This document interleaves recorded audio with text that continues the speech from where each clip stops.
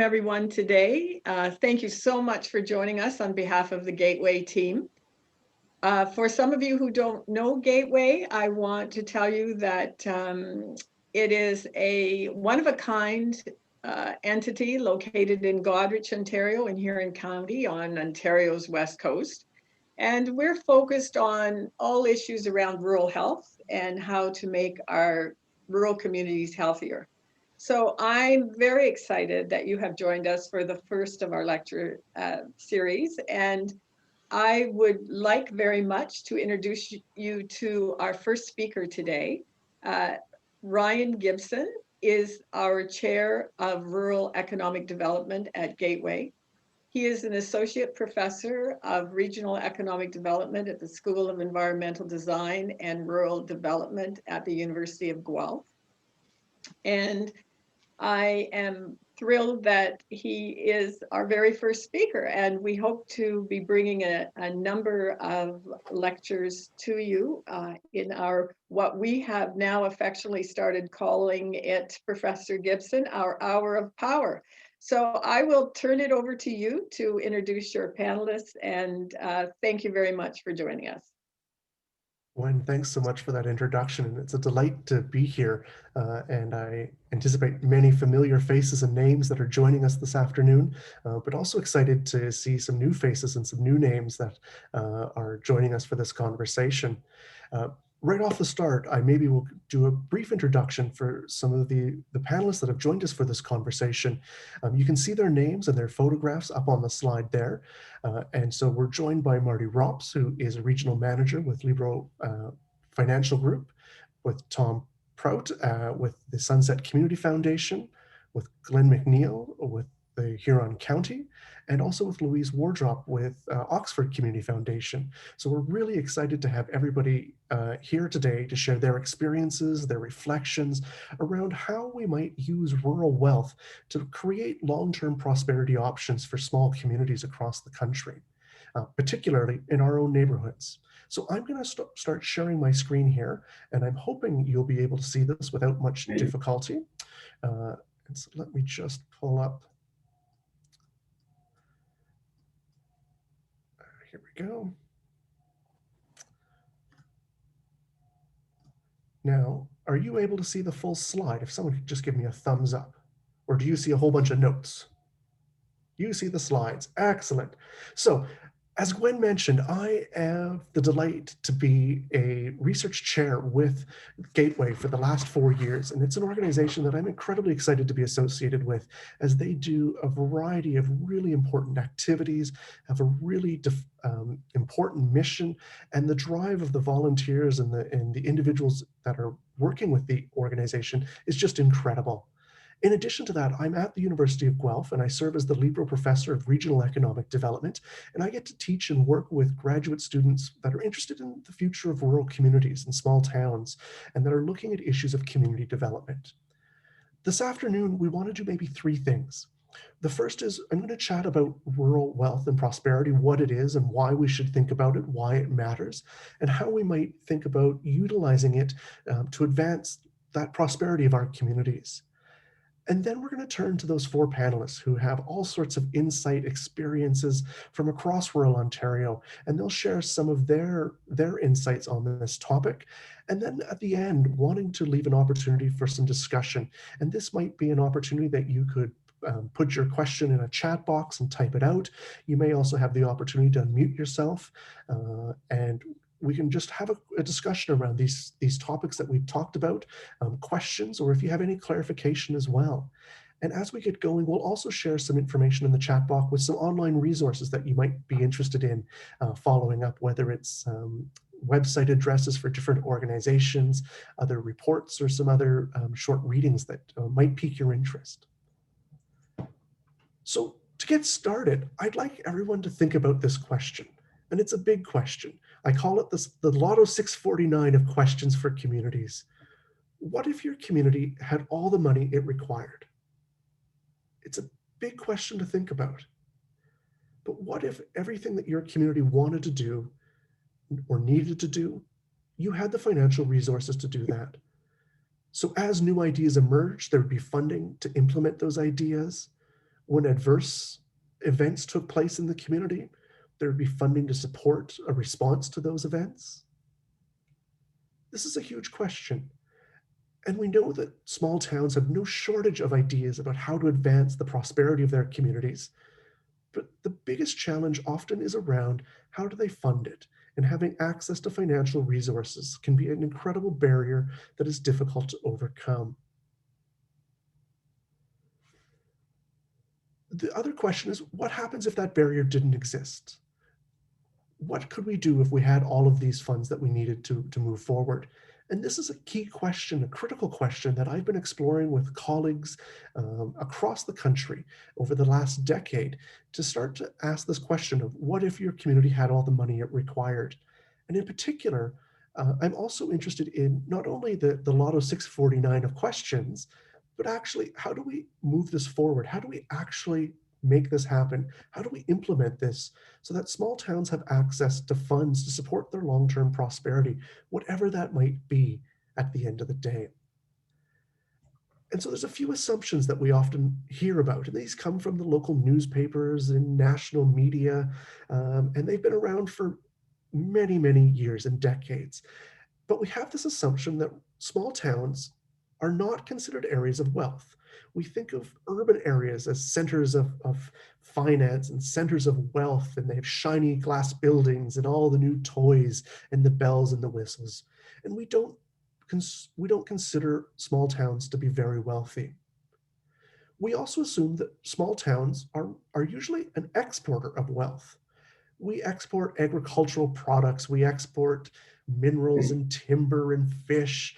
We invest our money, the money that small town individuals have, into stock markets in downtown Toronto and in other platforms in the financial markets. And to some extent, you could also argue we export young people out of our communities. So we often think of rural as an exporter of wealth, not a collector of wealth or a holder of wealth. And these are two assumptions that I would encourage us to really check and say, is this still correct? Because we know that small towns actually have a considerable amount of wealth contained within them. That wealth, however, might look different than in an urban community. And one great example of that is often around land. Land in small towns is often quite valuable and increasing in value, but we forget about how much value is actually associated with that. Likewise, we forget about some of our retirement savings and other investments that individuals have that are in our communities that we just often miss. And so I would suggest that these two assumptions are very incorrect. And the planning that we've done around these two assumptions, that rural does not have wealth and that rural is only an exporter of wealth, we need to check those because we know that rural has a lot of wealth. We just don't often see it. And there's an opportunity to use that wealth in terms of long-term prosperity through a variety of different mechanisms. Before I get into some of those mechanisms, though, I thought I would just give you the landscape around charities, charities in particular, which are federally registered organizations that are able to collect funds and provide receipts. And I'm sure everybody has experience with one or two charities, if not maybe a dozen or 24 charities. But in small town Canada, there are 18,000 charities. Here in Ontario alone, about 6,000 charities in small towns. We also know that over 80% of Canadians donate on an annual basis to a charity. This might be to a hospital foundation, it could be to a church or a faith-based organization, it might be to an environmental organization. But at the end of the day, 4 out of 5 Canadians are donating. And we donate a lot of money. In the last year that we had our data available, we had about just shy of $10 billion donated. That's a lot of wealth that gets donated. And the question we should be asking ourselves is, where do we donate that wealth? How does that wealth get utilized? And is that wealth being utilized in a way that is going to help small communities in the long term? I thought it was interesting as I was thinking about charities to also think about the impact of COVID-19. And we won't know the true impact of COVID-19 on charities and donations until we get a bit further and we emerge from the pandemic. But in a recent survey, about 1/3 of Canadians suggested they're likely to still give, they're going to still give to charities, but they're probably going to give less amount annually. At the same time, though, we have this bit of a contradiction that Canadians might be giving less money to charities. We know that charities are seeing an increased demand for their services due to the pandemic and responses to the pandemic.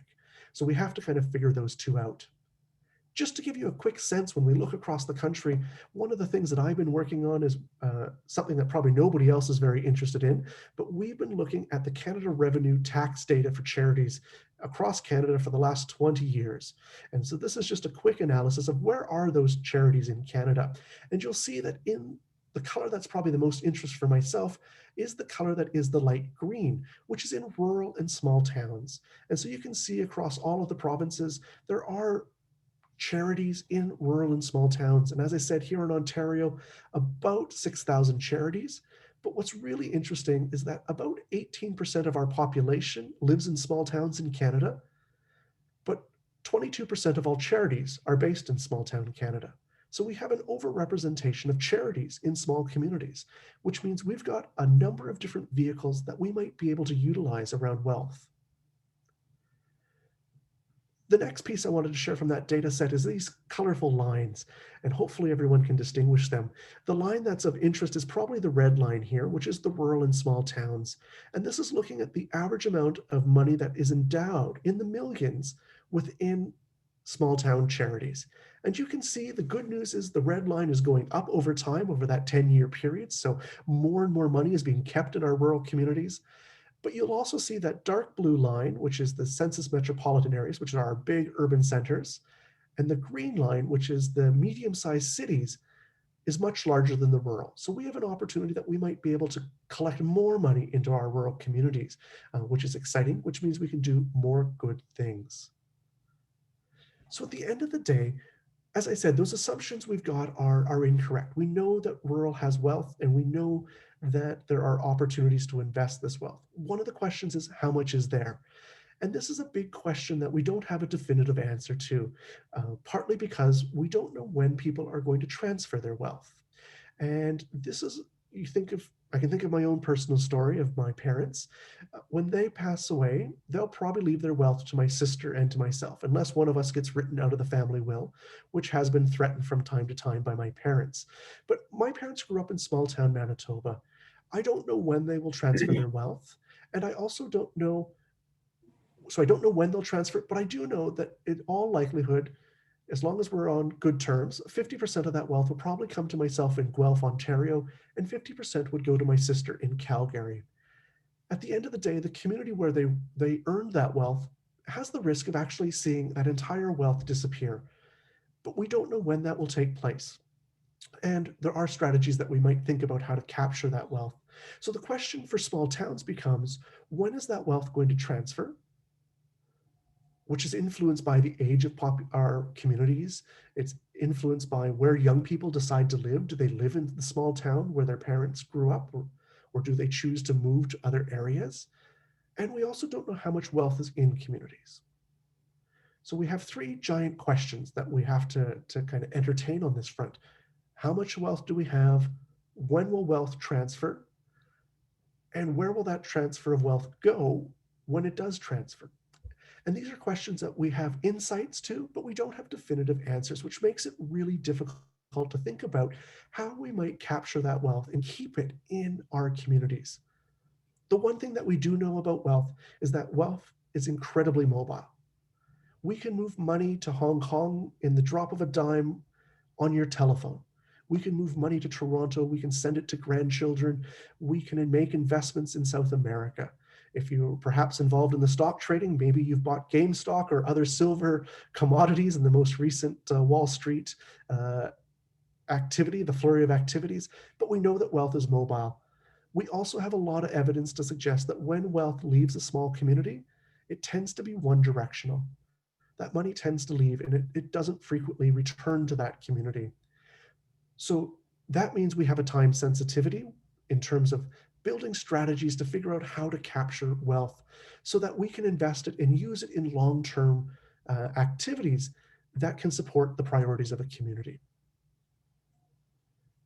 So when we think about the importance of that wealth, we've got lots of different things to think about. If we can capture even a part of the wealth that's in our community, we don't need 100% of it. Maybe we want 2%, 5%, 10%. We can start to think about how we might use that wealth. That wealth can be utilized at the discretion of local community members to derive priorities, provided it adheres to the regulations set out by the Canada Revenue Agency. But we can start to use it for things like community health and well-being, supporting individuals of our community that may have moved recently into our communities. We might use it to support young people. We could use it towards environmental programs or sustainability topics. We might use it around infrastructure that's really important to our community, which might be around ensuring accessibility to some of our buildings that are maybe dated. We might use this wealth to create new infrastructure that's needed because sometimes our infrastructure is dated, or that we've got new needs in our community that weren't there in 1960 or 1983. So we've got opportunities whereby the sky is truly the limits around how we might use this wealth. But at the end of the day, if we don't have strategies to think about how to collect this wealth, there's a high risk that this wealth will leave our communities. It'll kind of walk away. Now, it won't grow legs, I can promise you that, but it'll walk away in estate planning. It'll walk away in investments into other geographies. And the question that we've been really interested around is, how do we create these endowments that capture a part of the wealth that's in our communities so that we can use it in a long-term planning to support whatever the priorities are for that community? Some of our research has been really exciting to look at about 90 plus communities in Canada that are in small towns that have created these sorts of charities. And they might come under the name of a community foundation. It might be a trust. It might be a benevolent society. There are a variety of different names that they can utilize. But in Canada, we know that the smallest rural small town charity has about $15,000 in its endowment. Very modest amount of money, but an amazing start. We also know that the largest endowment in a rural small town charity is just under the 10 million mark. That's $10 million that community can utilize at their discretion to fund long-term prosperity, that they can leverage into other opportunities to partner with other organizations, whether they be government, whether they be nonprofits, whether they be business community or businesses in the community. This becomes money that changes the dynamic and gets back to that, as I called it, the Lotto 649 question. What would you do if your community had this access to, in a sense, a community bank account that captured part of the wealth that then could be redistributed for the betterment of everybody in that community? And these are big questions. And these are questions that often we don't spend enough time asking. These are questions that those that are involved in charities can ask and can encourage, but they're questions that businesses, that local governments, that nonprofit organizations should be part of the conversation, because there's opportunities to start building collaborations, to start thinking about how we might be able to do this collectively. We also know that there are 18,000 small charities, they're not small by any means, but 18,000 charities in small towns that are already doing work. And so how do we leverage those organizations to continue that work? How do we build on that? And how do we think about the long-term nature of how we might use wealth in our communities? And we've been hearing anecdotal stories from coast to coast to coast around how communities are doing this, the struggles they encounter in trying to collect wealth and even to identify the wealth, the challenges that might be there around trying to determine local priorities. So even if you do collect the wealth, all of a sudden you now need to think about, what are the top priorities for our community? Do we fund 10 activities at a small amount? Do we fund 2 activities at a larger amount? Questions about what's going to have the biggest impact in terms of utilizing that wealth.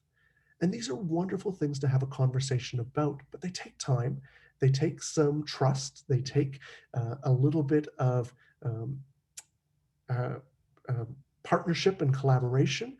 And things change, as we've seen with the pandemic. We know that things that maybe were priorities 2 years ago may not be the priorities moving forward. And so we need to make sure that these discussions are fluid in the sense that we can start to really understand what's happening and how we can make all of that work together. So this is truly just tip of the iceberg to get people to start thinking about how much wealth is in your community. And I encourage you, if you're out walking this evening or this afternoon and you've got your dog or family members with you, to think about, how much money is in your community? Where is that wealth? And I suspect you'll start to realize there's a heck of a lot more wealth than what you probably were first anticipating. And then you might start thinking about that question of how might that wealth be utilized? How can we be strategic on that front? So I'm going to put these into the chat box so that people can actually click on the hyperlinks, because I realized they're wonderful resources to have, but nobody can click on their Zoom screen and actually get to the resource. So I'll stick them into the chat box. But the first one there is a website that is providing information around rural philanthropy and the research that we've been doing and some of the resources that have emerged from it.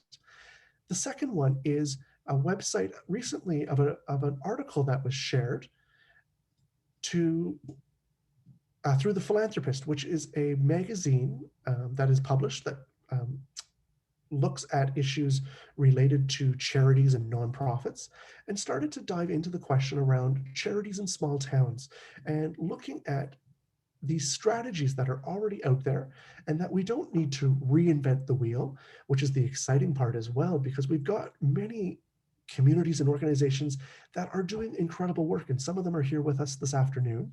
And there's others that you can easily connect with if you're interested on that front. But these are just two resources that you might find interesting around what is rural wealth, what's happening, and how might your community start to think about this strategically. The last thing that I'll say before turning to our wonderful colleagues that have joined us here for this panel discussion is that in our research, we're looking at kind of 4 particular topics that might be of interest to folks. And I'm happy to share more details, and I could talk for hours on each of them, so I won't bore people with the details. One is related to transfers of wealth. How do we calculate the transfer of wealth, and how do we strategically plan for that? The second is around impact investing. What kind of strategies might we want to think about in terms of ensuring that we have a big impact with the finances and the wealth that we do collect? And what are we learning that is unique about how we do this in small towns? Because what we're hearing from kind of best practices often emerges from downtown Chicago, downtown Toronto, and downtown Vancouver. And everyone knows that downtown Vancouver does not look like downtown Goderich. And so how do we look at impact investing in a small community that makes sense, particularly knowing that often we see government withdrawing services from the federal and provincial levels, and that we have a robust culture of volunteering in our small towns that may not be the same as urban areas. The third area that we've been looking at is around how might wealth building fit within efforts around reconciliation. So how might we think about wealth in terms of Indigenous communities, and how might we look at utilizing wealth to advance reconciliation in Canada? And the fourth area that we're fascinated about is finding out the really innovative stories of communities that have done something really cool and helping to share their story and to amplify it to others so that we can say, have you heard about what's happening in the Sunshine Coast of British Columbia, where they've looked at combining the community futures work with a community foundation with the local county government, or looking at other places across the province that are doing just wonderful things that they're too modest to share with the rest of the province or the rest of the country. And so telling those stories and amplifying those voices. So you can find some of those details on the ruraldev.ca website. But at this stage, I would like to turn our attention to the 4 panelists. And as I mentioned, we have 4 fantastic folks with a wealth of experience, and I use wealth with many connotations there. But I'm delighted that we're being joined by Louise from the Oxford Community Foundation, from Tom with the Sunset Community Foundation, Marty, who works with Libro Credit Union, and Glen with the Huron County, that each themselves have a really interesting dynamic and experiences. But maybe I could start with a bit of a roundabout with a couple of questions. And for folks that are listening in, if you have questions, feel free to stick them into the chat box there and we'll tackle them as we get going. But maybe I could start with maybe Louise, around your experiences with rural wealth coming from Oxford County. Right, and thanks Ryan for including me. I think this is a really important conversation and I'm happy to be part of this. So, when we, and actually just going to take a little step back about what a community foundation is, because not everyone, I know Ryan touched on it, but not everybody is familiar with what a community foundation is. Many people have heard of the hospital foundation or the foundation at a university, or some of the big private foundations like the Bill and Melinda Gates Foundation. But as our name indicates, we are a community foundation, and for us in Oxford, for Oxford, forever. So, you know, we build funds here, and most of them are named after, you know, named by families, and those funds every year grant out to community needs on an annual basis. And a community foundation, what they really do is they support the entire community. We're not, you know, we don't have a singular focus. So we support the arts and culture, education, the environment, heritage, health and well-being, and recreation, the well-being of the entire community. And so when I look at the experience in Oxford County and with our rural wealth and our fund holders, so talk a little bit about the fund holders that we have, and rural wealth, it's no surprise it is changing. Ryan's already talked about it. Farms and businesses continue to evolve. And right now there is opportunity for us to work together and really grab some of that rural wealth and keep it in our communities. And there's more of it than you think there might be. I take a look at our fund holders, and when I look at them, I would describe them as, you know, four words really come to mind when I describe the fund holders that we have. They're humble, they're scrappy, they're smart, and they care. And rural wealth isn't always where you think it is. Appearances don't matter. They are really humble. They're our neighbors, they're farmers, business and agency leaders, doctors, skilled trade, teachers, investors, and they don't see themselves as being wealthy. They are just like everyone else. And so when I sit down and have these conversations with them, and they tell me about their net worth, they use terms like small, modest, you know, $5, $10, $20 million. So they're really humble. They don't see themselves as being wealthy. And Glen, you'll like this next one that we're talking about. They don't, and anyone that's joining us from the municipal end of it, they don't like paying the more than their fair share of taxes. They know how hard and how rewarding it is to run a successful business and to raise a family. They make things happen. They know what it's like to do without, to ensure their businesses and their families are taken care of. They're scrappy and they're smart. We need more, you know, they expect, and you know, because they're smart and they're scrappy, they also expect us, when we come to the table, the people that sit across the table from them, to be the same. They want us to be knowledgeable about our community, about what we're asking them to support. So we need capable people in our charitable sectors to be able to have those conversations with our local neighbors with that wealth. And, you know, a lot of times when we talk about establishing a fund, the focus is always about the impact. Community matters to them.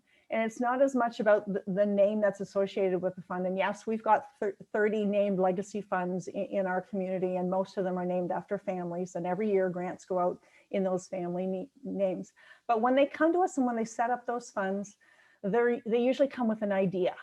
But they're also interested in the what else. What's the real need? Where can they help? They've worked hard for their money, and then they want their money to continue to do good in ways that make sense to them. So it's up to us to understand and to communicate those needs and how we can help them really make an impact with those needs. So that's, you know, just briefly, I know there's a number of questions, so that's just to kick us off. So, when we think of our rural wealth, I really think of them as humble, scrappy, smart, and caring people, and that community matters to them, and healthy communities matter to them. Great, thanks for that, Louise. And those are some great terms. I wrote them down here. Smart, scrappy, caring, excellent. Maybe I could turn to yourself, Tom, some reflections from your own experiences around rural wealth. Thanks, Ryan. And I want to thank Louise for giving a bit of an explanation about community foundations, because they have been around a long time in some communities, but unknown to many in like Huron County, where we're just starting to get going.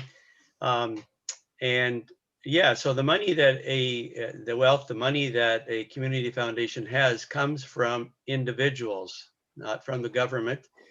And it's important that individuals, and as Louise said, smart, scrappy, they want to make sure their money is invested well. And they want to make sure that it's going to make a difference, absolutely. And in Huron County, and this is very new, as in like happening as we speak, but through the community foundation, it was the Grand Bend Community Foundation, but it's now changed to be the Sunset Community Foundation, to take in that broader region, including Huron County. There's wealth there, but we need to give, as Ryan has mentioned a few things, but there needs to be understanding, trust, communication with individuals, so that they know, how they can invest in the community and how much they need to invest in the community if they want to. And we are competing with lots of other organizations and charities across not just our rural area, but as Ryan said, it moves to other charities in bigger locations and bigger cities and bigger causes. As a note, I'm also involved with the Food Grains Bank, which is not the food bank, but the Food Grains Bank. And across Canada last year, they ended up getting more donations than they had previously. So people are willing to give. I guess that's my message, is that there's people with money and they want to give. And they have their favorite group of causes that they want to give to. But yes, there's wealth there, Ryan, and I'll stop there and let some others have a turn. Thanks for that, Tom. And exciting to hear of the rebranding of the Sunset Community Foundation, and the fact that, in terms of the geographical area that it's going to be covering, which is really exciting to hear. Maybe I could look to Marty or Glen, any comments around rural wealth, but also thinking about kind of what you've been hearing and what might be exciting on this front for each of you. Maybe I could turn to yourself, Marty, first, and then over to yourself, Glen. Yeah, thanks, Ryan. I think what's really exciting is the fact that we're increasing the awareness of, first, the challenges that our communities have, but also how ordinary people can really contribute to create a large benefit. I think that's the biggest excitement here. It's about changing the conversation. I know a lot of people, a lot of the farmers in the rural community, they're very proud of what they can leave to their children. And I think a lot of immigrants, farmers as well, that have immigrated from Europe or what have you, they've worked hard. They want to leave their money to their kids. And again, it's just a matter of changing the conversation. Ryan, I really like in your presentation how you talked about it doesn't have to be a lot, 1 or 2%. Like, how much of an impact could that be? And I'd be really curious to know if we could ever get the number of the total wealth, how much of an impact 1 or 2% can be. And I think it's a matter of being proactive, educating people on foundations, educating people on what the opportunities are, talking about how people can leave many types of legacies. Kind of think back to when your kids were younger. What were some of those areas in your community that had an impact? Was it the arena? Was it the ball diamond? Leaving some funds for that. Was it the library? There's no shortage of opportunities, and I think a lot of people don't realize that it doesn't take a lot of money to leave a huge impact on some of these areas. So I think the real exciting part is that we're having the conversation, we're changing the conversation, And so many people are, they are very community focused. And when the conversation is steered in that direction, you can really get to the heart of what people want to leave and what they want to be remembered for. So I think it's a huge opportunity to, again, to change the conversations that we have been having. Thanks, Marty, for that. And I think one of the other benefits is also just talking about the financial literacy component of estate planning and donations and all of that. That's, at least when my growing up, was unheard of. No, it wasn't talked about at the kitchen table as people were asking to pass the potatoes or the gravy on that side of things. Glen, can we turn to you in terms of your experiences, but also what maybe is exciting from your perspective from local government and from your own experiences? Well, thank you, Ryan, very much for the opportunity. And you had a great presentation and you touched on a variety of topics. And as Louise said at the outset, rural wealth has been accumulated by business people.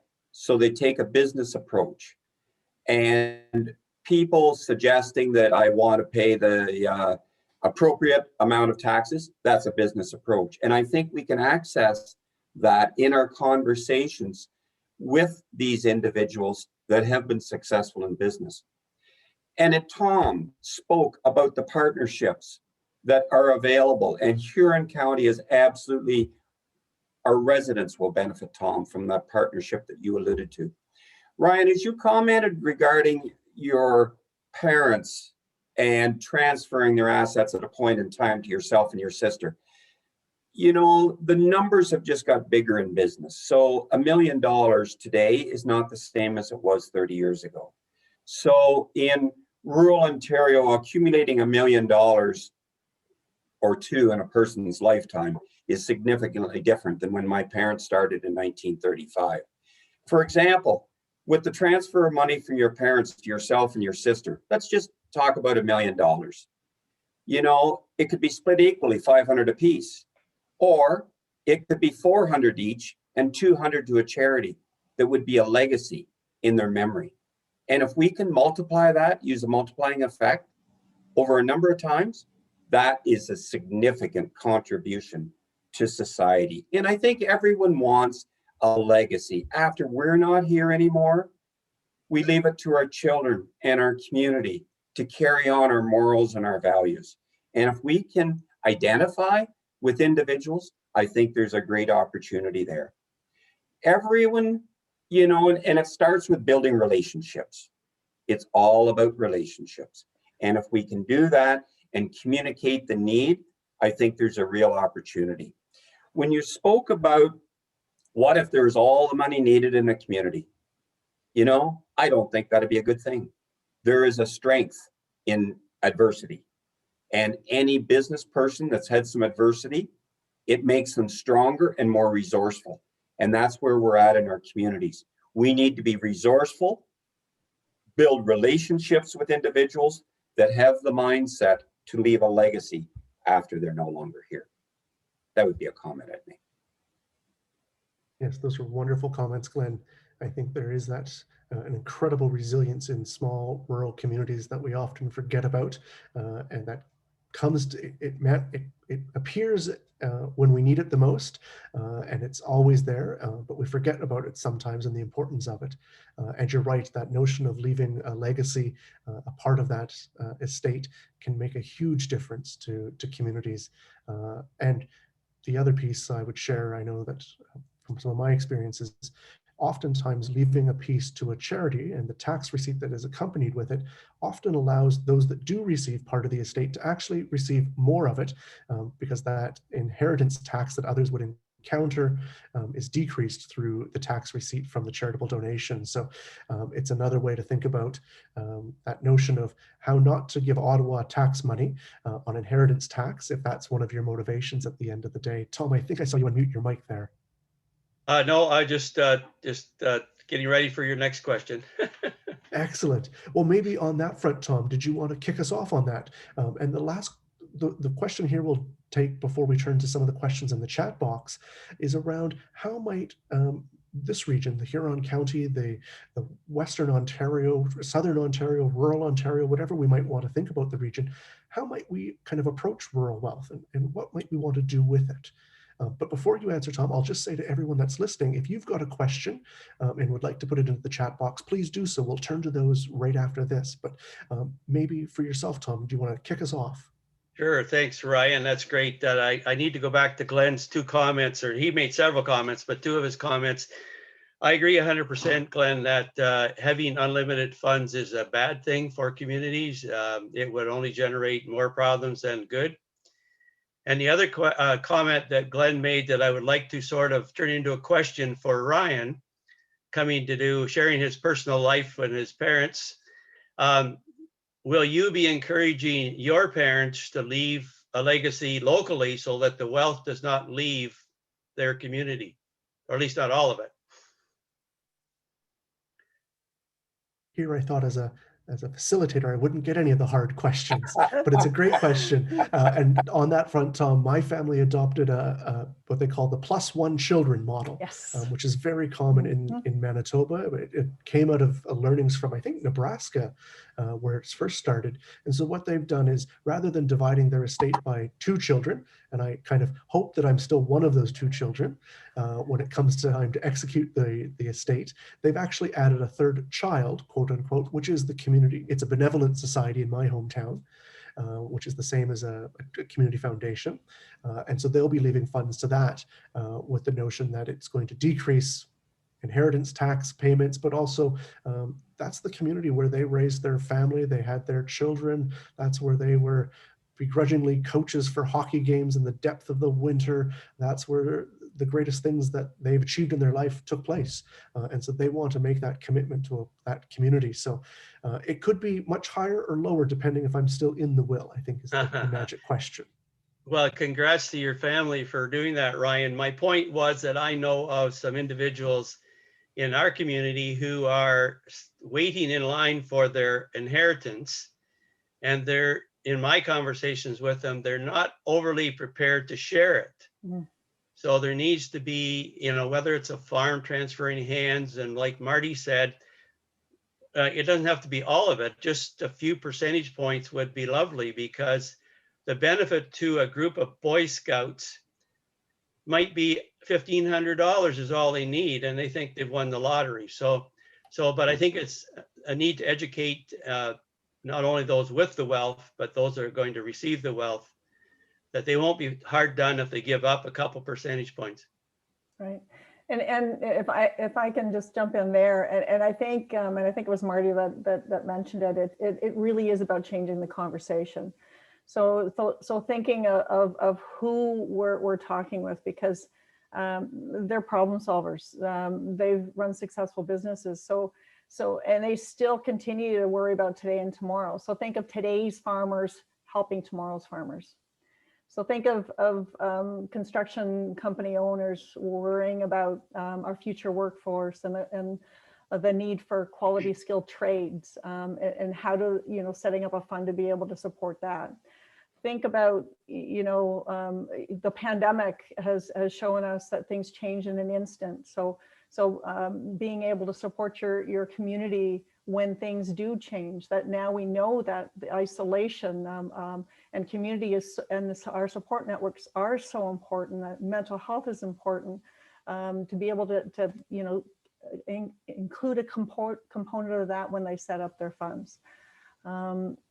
But it's also, and I just want to take one other point too, when Ryan and Glen were talking about taxes, and it is about creating that win-win situation with a potential fund holder. How do we help them reduce their taxes when they're alive, and then again, with their estate, and retain some of those funds locally? And we can do that working with them, but it's also the advisors, the people that they talk to. So think of their accountants, think of their lawyers, and help them understand the benefit of setting up legacy funds, and the huge benefit of donating shares. Shares is a huge benefit, because they don't have to claim the capital gains on shares. When they contribute shares directly to a charity, they don't have to claim capital gains. That means less taxes for them and more money for communities and for charitable organizations. And I love that third or fourth child, Ryan. I think I heard it from you a couple of years ago, and I use that often. It's you know, you think of everything that your family has benefited from in the community, and most of them are very community minded and proud of their family and their community. So to be able to leave something behind for that third or fourth child from their estate is important to them too. There's Sorry to cut you off. Yeah, no, that's okay. Yeah. So I don't know how much more from a panel discussion that you were going to talk about, but I really do think that strong local philanthropic groups matter. They help us, you know, together. The collaboration of all of us working together matters. We all bring something different to the table, and keeping that money local and contributing to our well-being by all of us working together in a strong philanthropic community makes a big difference in making that happen. Ryan, if I could just add one point as well. Actually, it's something that Tom said, just the significance of $1,500 to a Boy Scout club. Like, again, not a large dollar amount, but imagine if that Boy Scout troop was gone, and just the life skills, the experience of those young people, like what are they missing out, and what is the domino effect of that? I think if we can get effective at telling stories, sharing best practices, what are some successes that other small communities in Canada, like, how can we share those? Can we show people what the potential impact is of a $10,000 donation, 20,000, 50,000. Farms today are being sold for large amounts of money. Just to be able to share with someone, even 50,000, which is a small percentage of this estate, if we give that back to the community, this is what could result, but it's the domino effect. A lot of times it needs a bit of a kickstart, and with that start, this is what the potential long-term benefit can be. Great. So I'm going to turn us to the chat box. We've got about 6 questions there and probably about 8 minutes to cover them. So I will suggest we have some short responses. And if people want to pick up the conversation, perhaps each of our panelists would feel fine to add their email address into the chat box at the very end, and people could follow up on that front. So I'm just going to go in the order that they appear. And so we have a question from Brent around whether or not urban to rural migration is impacting philanthropy. And this is something that is definitely on the radar. It is, in a sense, not new. We've always had urban people moving into rural, but the attention on it has been much greater since the pandemic started, particularly in urban adjacent communities nearby the major centers. So we've been looking at it. The 2 things that emerge initially just as preliminary findings, one is that people that are new to a community, whether they lived in an urban area, whether they've come from Singapore or they've come from a neighboring rural community, often have a bit of time it takes to become integrated into that community and to feel welcomed into that community. And until people feel welcomed in a community, they tend to be hesitant around contributions of volunteer time as well as charitable donations. So they might actually be equally as charitable as their neighbors, but where they provide their charitable donations might be fundamentally different. They might still be donating to the places that they're attached to, which may not be where they're living at the moment. The other thing that's really interesting with an influx of urban residents into our smaller towns is, how does this change the priorities around the community's future? Do new people bring ideas that are shared by long-term residents in terms of what the future should look like? Or do they have different aspirations for the future? And how do those aspirations mix with long-term residents' perceptions? So that's something that we don't have definitive knowledge, but we will be continuing to work on this front. I'm going to maybe turn to Dan's question next, and maybe Tom or Louise might be well positioned on this front, but how can community foundations guarantee and maintain strong governance and independence in the long term? Go ahead, Louise, I'll follow up. Okay, thanks, Tom. From a governance perspective, I think that is one of the huge benefits of having a community foundation local. We are part of Community Foundations of Canada. We have policies and procedures that are well established. And from a due diligence perspective, when we set up funds and when we grant, especially when we're talking about granting, we're doing that due diligence as those applications are coming in, as we're going through that granting process, but also afterwards and following up to ensure that the grants that we put out into the community in our fund holders' names, recognizing our fund holders, are doing what they were intended to do. So are they following through on their promises? We really ensure that that happens. And if you go onto our website, you can see the pictures in our annual report. So we do share those stories. And the pictures that we share in our annual reports are those that include the fund holders that have gone to the organizations that the grants from their funds have supported, so they can actually see their grants working on the ground in their communities. So, you know, that's what I would add. Tom, what would you include on top of that? Yeah, our governance, of course, as Louise said, is guided by Foundations Canada, but in terms of actual directors, we seek out the leaders in the community. So we have lawyers and bankers and also everyday people on our board to give a good mix. And so far there's the way that we invest the capital and only give away the interest trigs the interest of a lot of people. Then all of a sudden you can end up with millions of dollars that are there to support the community over the long term, but you're not giving away the equity, you're giving away the interest earned on the equity, which also requires us to do an excellent job of investment so we have funds to give away. The other thing which I just quickly mentioned is, so in Huron County, we've just set up, and it will be announced in about a week from now, but I'll tell you folks anyway.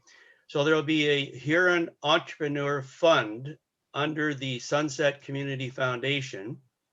And that fund will address 2 points Ryan mentioned in his presentation. One is community futures. And if you don't know much about community futures, you should look it up. But in Huron County, they've been around for over 20 years, and they have millions of dollars invested in local people who want to create a business but can't get money from the bank. So the purpose of the Entrepreneur Fund is that families can leave money into that fund, and the investment will be with the local Huron County Community Futures Program. So the money will not be invested in China or Hong Kong or the US. It will be invested locally through the Community Futures Program. So anyway, that also keeps finding local directors as not very hard at all. The other thing, and thanks, Tom, those are great points. The other thing that I would add is as we're required, because we are a registered charity, we have annual reporting that we provide to CRA. So CRA requires us to report on our donations, our expenses, our grants, all of that. And that is all available. All that information that we report to them is available through the CRA website for anyone to look at. So that's important. And the other part of it, for when we do set up a fund, we provide fund holder reporting on the fund that they've set up on an annual basis. So they see every year what they started with, what their contributions to from a donation and from an investment income perspective, and then the money that's gone out in grants. So they see that tally every year on an annual basis as well. Wonderful. We're running short on time, so I've answered a few of the questions in the chat box here. But one question is around how do we provide information to lawyers, other planning professions around estates, the opportunities, even just their existence.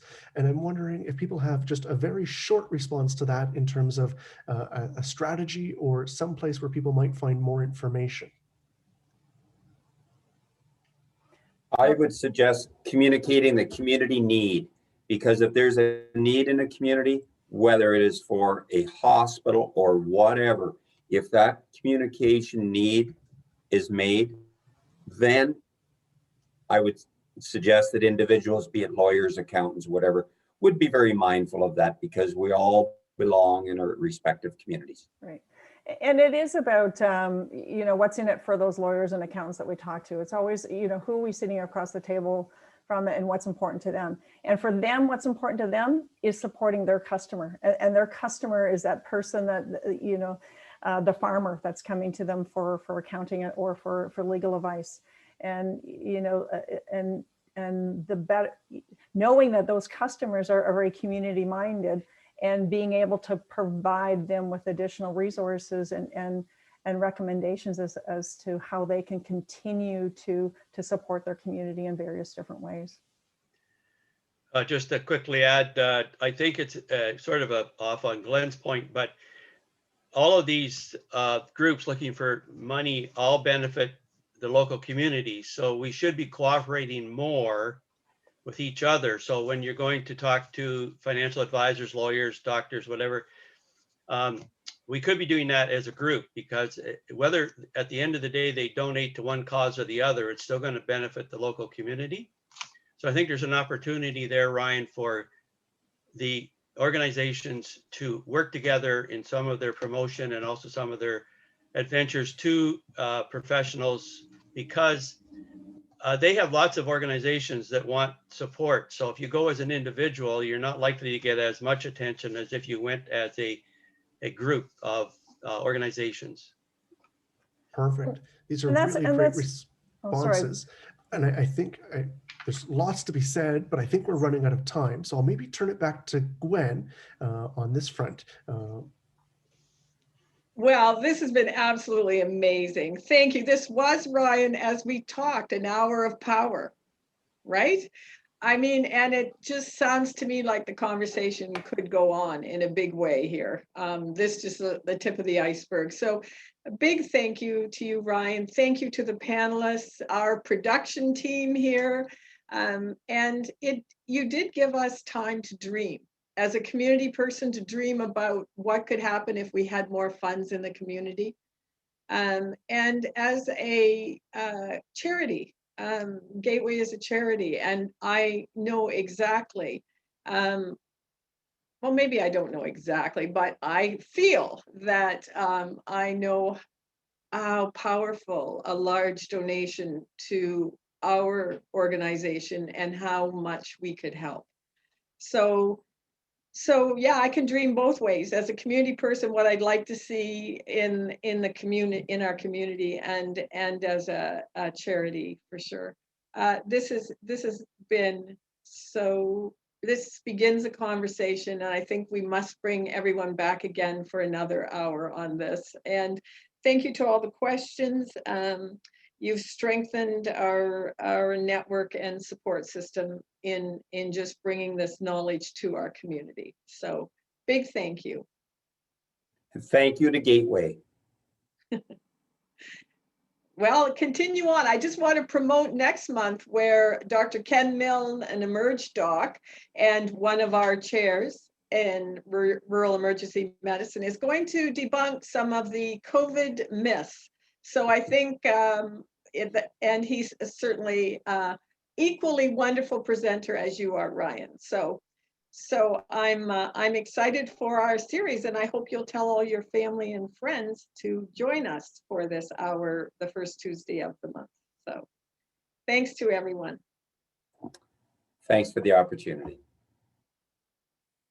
All the best. Okay, so Leslie, are you back with us to say goodbye, or Yes. Jay? Yep, so we can keep this open for a few more minutes if folks want to talk, but in general, that's the content for our session today. Thank you everyone for joining us, and yes, hope to see you same time next month, and so we can keep this conversation going. Thank you very much, everybody. Thank you, Leslie, and all. Thank you, everybody. Thank you. Everyone, great comment.